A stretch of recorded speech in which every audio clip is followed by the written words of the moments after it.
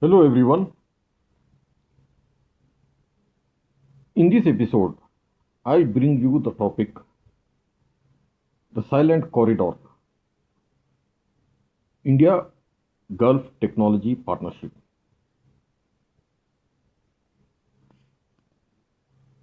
The relationship between India and Gulf is often described through oil, remittances, and labor migration.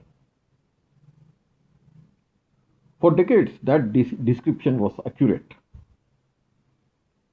Energy defined connection,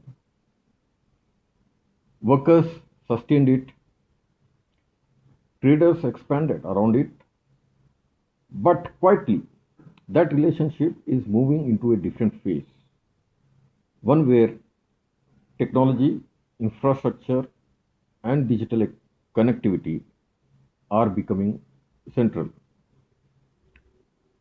This shift is not dramatic, it does not produce headlines, yet it is shaping how both sides view each other. The Gulf is attempting to transition from hydrocarbon dependency to knowledge driven economies. India, at the same time, is positioning itself as a large scale digital ecosystem capable of providing talent, platforms, and market depth.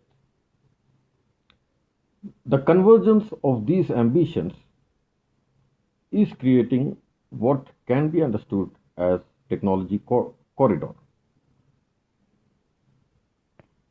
The corridor does not function like a traditional alliance. There is no treaty, there is no military structure.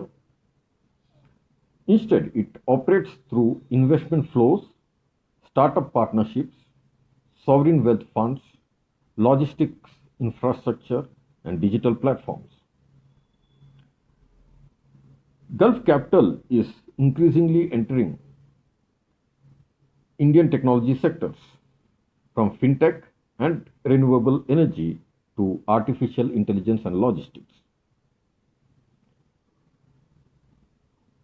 India, in return, provides scale, engineering capacity, and regulatory experimentation. This relationship is also geographic. The Indian Ocean is no longer just a shipping route, it is becoming a data route.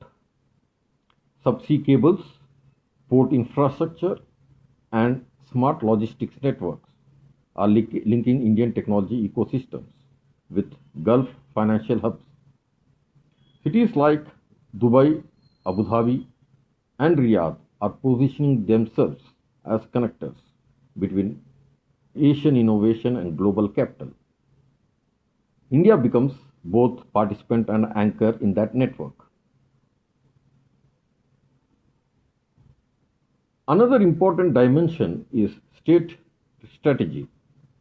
Gulf states are building sovereign technology agendas, smart cities, AI governance frameworks, digital public infrastructure.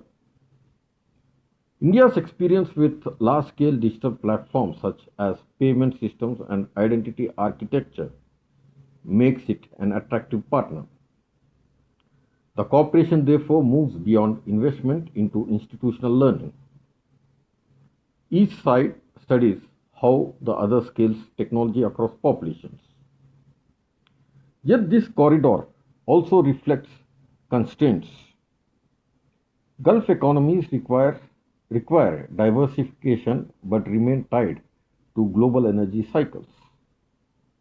India requires capital but must preserve technological autonomy. The partnership, therefore, evolves cautiously. Projects expand incrementally. Cooperation deepens without becoming dependence. This measured approach is precisely what gives the corridor durability. The broader geopolitical implication is subtle but significant. Influence in the Middle East is no longer shaped by security alignments. is increasingly shaped by connectivity. Who builds infrastructure, who controls platforms, and who finances technological ecosystems.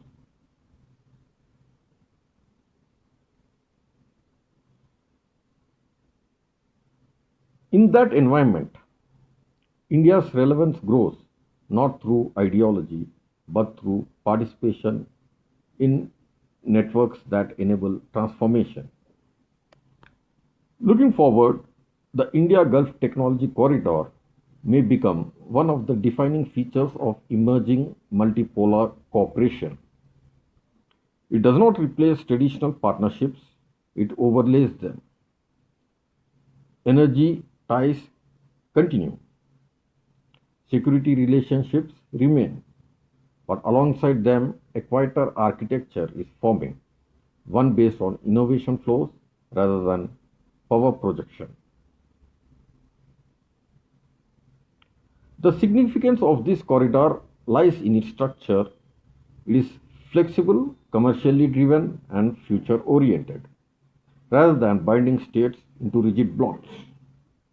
It connects them through shared transitions. And in a world where technological capability increasingly defines strategic weight, such corridors may shape influence more effectively than formal alliances ever did.